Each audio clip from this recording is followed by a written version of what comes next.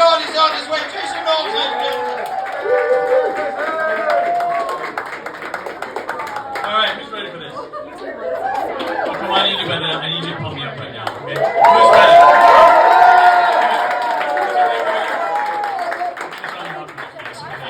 I'm totally freaking out right now. But it's okay, I got my notes here, keep me on track, you know. First note, move the mic stand. So, I don't know if you guys know, professionals all do this, you always gotta move the mic stand back, you know, that's the professionals thing. So, just like that. Yeah, that's perfect. Okay, so this is much better. I don't have to look at you guys' faces. It's actually better too if you don't laugh and I can pretend you're not there. Okay, so what are we gonna do? Let's see.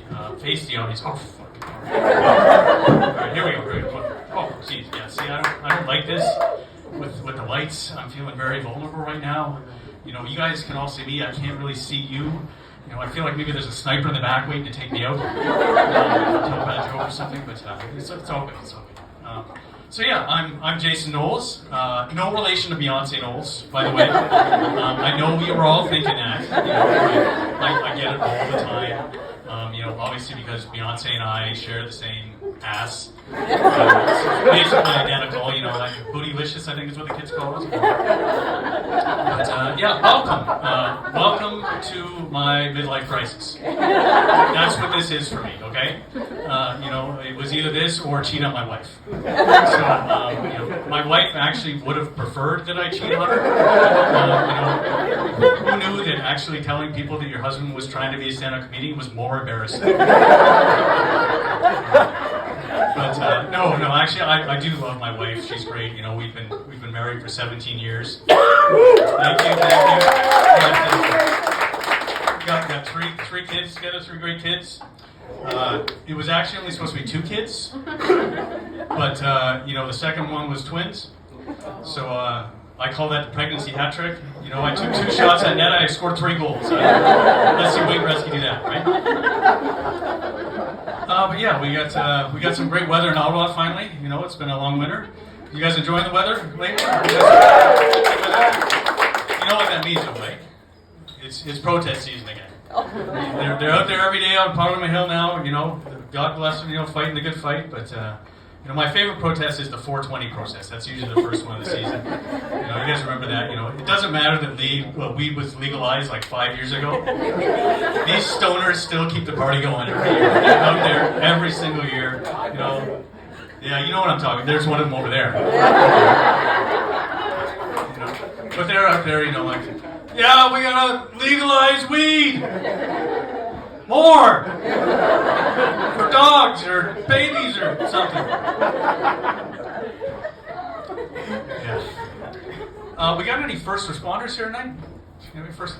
No, I guess that's better that they're all out there and not all here. Somebody's going to answer those calls. No, I have a lot of respect for those people. You know, I could never do that job. Way too stressful. But I could see myself being like a 7th or 8th responder.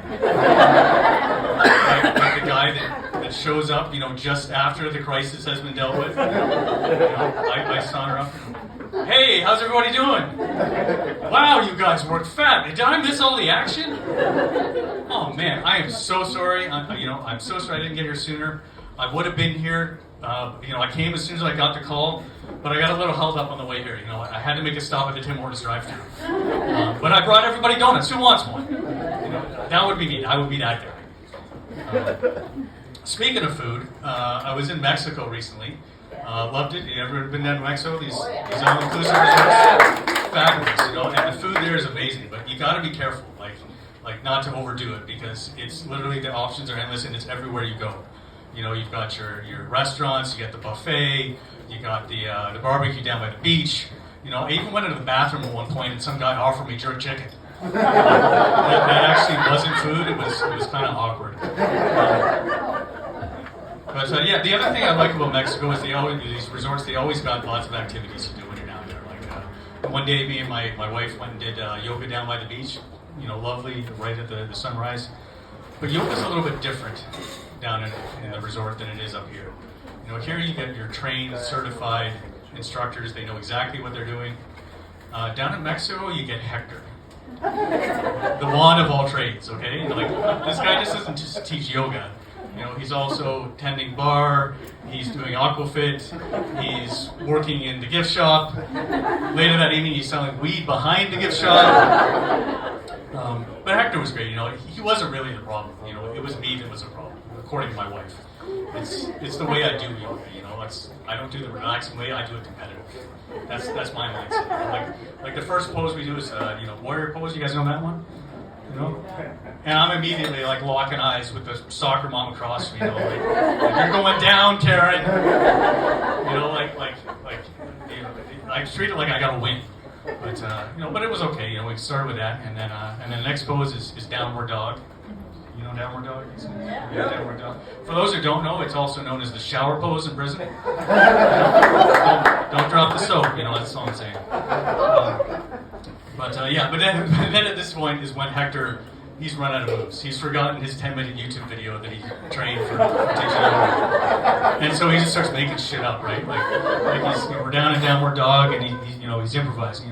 So now we're going to move into upward cat and peeing monkey, and now we'll transition to squatting gringo with diarrhea. That last one was a little bit a little uncomfortable. I'm starting to feel like I'm getting old, you know, old and out of touch. Having teenagers will do that to you. And especially when you realize that the slang has passed you by. Like my kids, they speak a whole new language now that I don't understand. You know, like, and all the words, they sound like one thing, but they mean something completely what you wouldn't expect. Like, I'll give you an example. My son came down to the kitchen the other day. He says to me, "Dad, check out my drip."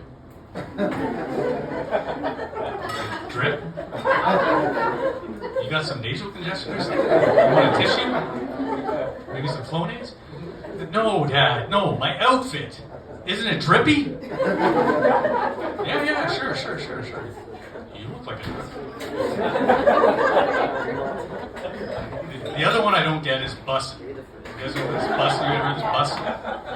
This one blew my mind. Like, when did taking the bus become cool? Like, if you think something's great, you say it's busted. But, you know, it totally changed my outlook on my commute to work in the morning. Now I come down the stairs and like, yo boys, check it out. I am bussing today. But, actually, I do know when taking the bus became cool. It's when they gave us LRT. Before that, everybody was like, "Oh, our transit system was so terrible. You know, it couldn't get any worse than this." OC Transport goes on. "Oh yeah, hold my beer." Bus is looking pretty good now, isn't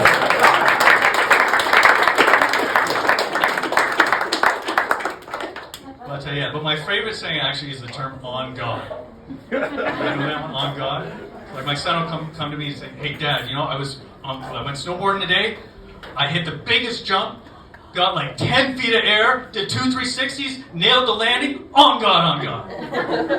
So obviously on God is like short for, I'm totally bullshitting you right now. But the worst thing for a teenager though is when your dad tries to use the slang around your friends to look cool. There's nothing more embarrassing for a teenager than that. Like, you know, like I took my son on a camping trip with a bunch of his buddies, you know, me and 5 16-year-olds, you know, picture that. So I'm trying to fit in, I'm trying to act like I'm one of them, you know, casually said to my son, you know, "Hey Finn, you know, your drip I really like your drip. It's on fire." And he said, "OMG, Dad." It's like, when you like something, you don't say it's on fire, you just say it's fire. I said, "No. You're standing too close to the campfire. You're literally on fire. On God, on God." I had so much fun. You guys are amazing.